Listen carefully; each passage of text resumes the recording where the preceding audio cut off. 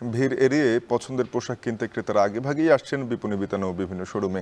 ঈদের কেনাকাটার আরও খবর জানাতে রাজধানীর টিকাটুলিতে রাজধানী সুপারমার্কেট এলাকা থেকে যুক্ত হয়েছেন সহকর্মী আসিফ ইকবাল। আসিফ, এবার ঈদ কেনাকাটায় ভিড় কেমন দেখছেন? নারী পুরুষের পোশাকে কোন ধরনের ট্রেন্ড এবার জনপ্রিয় হয়ে উঠছে? শাফিন, ঈদের কেনাকাটার খবর সংগ্রহ করতে কিন্তু সকাল থেকেই আমরা রাজধানীর বিভিন্ন বিপণী বিতান ঘুরেছি। আমরা যেটি দেখছি আজকে কিন্তু পঞ্চম রোজা, কিন্তু পঞ্চম রোজা হলেও এখন থেকেই কিন্তু নগরবাসী তাদের ঈদের যে কেনাকাটাটি আছে সেটি কিন্তু শুরু করে দিয়েছেন।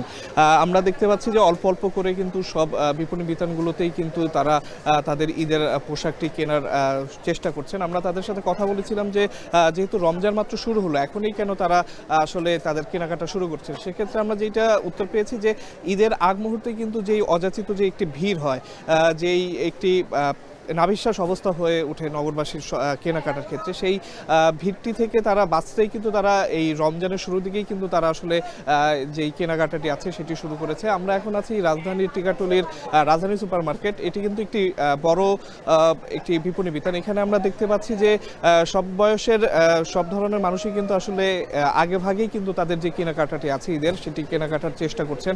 আমরা এখন যেই দিকটাতে আছি এই দিকটা আমরা দেখতে পাচ্ছি পুরুষদের যে পোশাকগুলো আছে, বিশেষ করে পাঞ্জাবি, প্যান্ট, শার্ট, সেই দোকানগুলো কিন্তু এখানে আমরা দেখতে পাচ্ছি। সেখানে যেমন ভিড় আছে, তার কিছুটা সামনে কিন্তু আমরা দেখতে পাচ্ছি নারীদের যে পোশাকগুলো আছে, সেলোয়ার কামিজ থেকে শুরু করে নারীদের এবং শিশুদের যে পোশাকের দোকানগুলো, সেখানেও কিন্তু আমরা নারী এবং শিশুদের কিন্তু ভিড় দেখতে পাচ্ছি।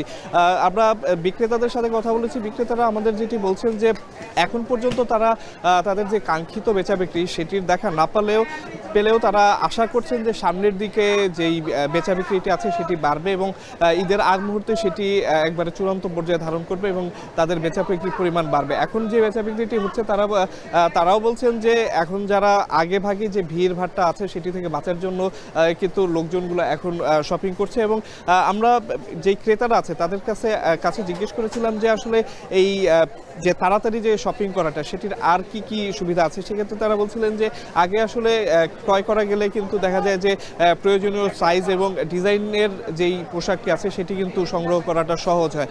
তাছাড়া আমরা এখানের বিক্রেতাদের কাছ থেকে জানতে পেরেছি যে এবার যে ট্রেন্ডের কথা বললেন, এবার যেহেতু ঈদটি গরমের সিজনে আসবে, সেক্ষেত্রে সুতি এবং পাতলা যেই পোশাকগুলো আছে, হালকা রঙের যে পোশাকগুলো আছে সেগুলোই কিন্তু আসলে বেশি বিক্রি হচ্ছে। এবং এই যেই দোকানগুলো আমরা দেখছি এখানে কিন্তু সেই পোশাকগুলোর কালেকশনে আমরা কিন্তু আসলে বেশি দেখতে পাচ্ছি যে পাতলা এবং একটু আরামদায়ক পোশাকগুলোই কিন্তু আসলে দোকানিরা তাদের সংগ্রহে রেখেছেন এবং তারা আশা করছে যে এই পোশাকগুলির আসলে বিক্রি সময় যত বাড়বে এই পোশাকগুলোর বিক্রি এবং তাদের যে কালেকশনগুলো আছে সেগুলোর পরিমাণও কিন্তু বাড়তে থাকবে। এখানে আমরা কিন্তু আমাদের ক্যামেরায় দেখাতে চেষ্টা করছি যে শিশু এবং নারীদের যে পোশাকগুলি আছে সেগুলোর কিন্তু চাহিদা আমরা বেশি দেখতে পাচ্ছি।